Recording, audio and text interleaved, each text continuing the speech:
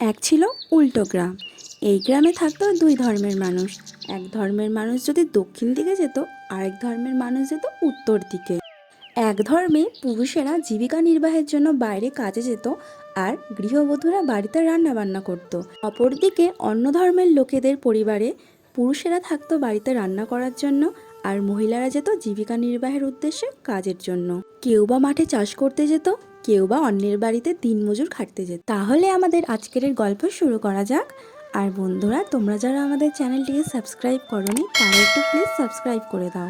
এক ছিল খুব গরিব পরিবার। এই পরিবারে ছিল দুজন সদস্য, এক ছিল স্বামী আর এক ছিল স্ত্রী। উল্টো গ্রামের উল্টো নিয়মের জন্য এই পরিবারে স্বামী করত ঘরের কাজবাজ, আর স্ত্রী জীবিকা নির্বাহের জন্য অন্যের বাড়িতে কাজ করত। স্বামী প্রতিদিন দুপুরবেলা রান্না বান্না করে স্ত্রীর জন্য খাবার নিয়ে আসতো। খাবার খাওয়ার পরে স্ত্রী আবার কাজে লেগে যেত, আর স্বামী চলে যেত বাড়িতে, গিয়ে সে বাড়ির বাদবাকি কাজ করত। সব কাজ হয়ে গেছে, এবার বাড়ি গিয়ে আমি টিফিনটা করে আসি। এই বলে সে তার স্বামীর জন্য অপেক্ষা করতে থাকলো। খুব খিদে লেগেছে, বরটা যে কখন টিফিনটা নিয়ে আসবে, খুব খিদে লেগেছে। সে তাকে রান্নাটা করে নিয়ে যাই।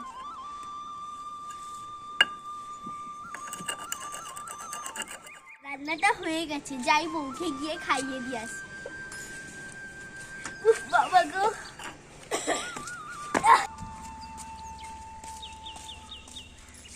এই যে বউ, তোমার জন্য টিফিন এনেছি, তাড়াতাড়ি খেয়ে নাও। এখানটাই বসে খাবো, চলো গাছের তলায় গিয়ে খাই।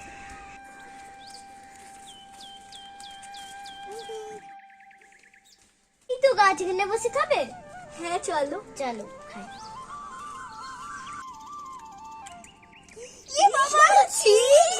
বাবা, এটা কি ছি? এভাবে তো মনে হয় পাখি হেগে দিয়েছে।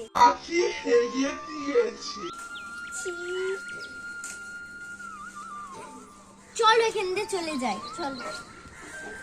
আমার তো খুব খিদে লেগেছে, এবার কি করব? এক কাজ করো, কোনো ধর্মগুরুকে গিয়ে জিজ্ঞেস করো কি করা যায়। আচ্ছা ঠিক আছে, তাহলে আমি জিজ্ঞাসা করে আসি। এই বলে স্ত্রী গ্রামে আশেপাশে ধর্মগুরু খুঁজতে লাগলো, কিন্তু সে তার ধর্মের কোনো গুরুকেই খুঁজে পেল না। এই গ্রামে আমাদের ধর্মের কোনো গুরুই। এদিকে তার খুব খিদেও পেয়েছে।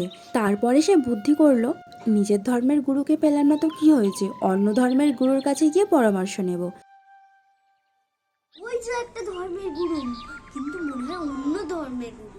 যাই, ওনার কাছ থেকে নিয়ে পরামর্শ নিই।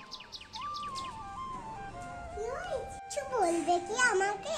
আজকে আমি খেতে বসছিলাম। তারপর সে তার সাথে ঘটে যাওয়া সমস্ত ঘটনা অন্য ধর্মের ধর্মগুরুকে বলতে শুরু করলো। আর সমস্ত ঘটনা বলার পর সে অন্য ধর্মের ধর্মগুরুকে জিজ্ঞাসা করলো যে তার এবার কি করা উচিত। আচ্ছা ঠিক আছে, তাই করব। সে কখন ধর্মগুরুকে খুঁজতে গেল, এখনো এলো না।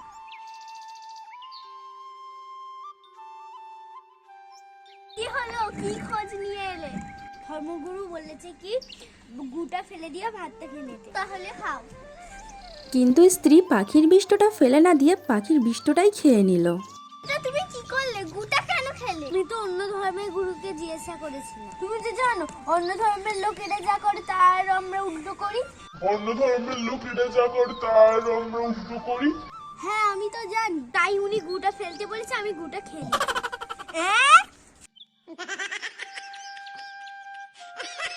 দাদা দিদিরা, কাজটা আমি ঠিক করলাম না?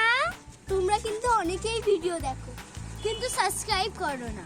প্লিজ একটা সাবস্ক্রাইব করে দিও। Bye bye.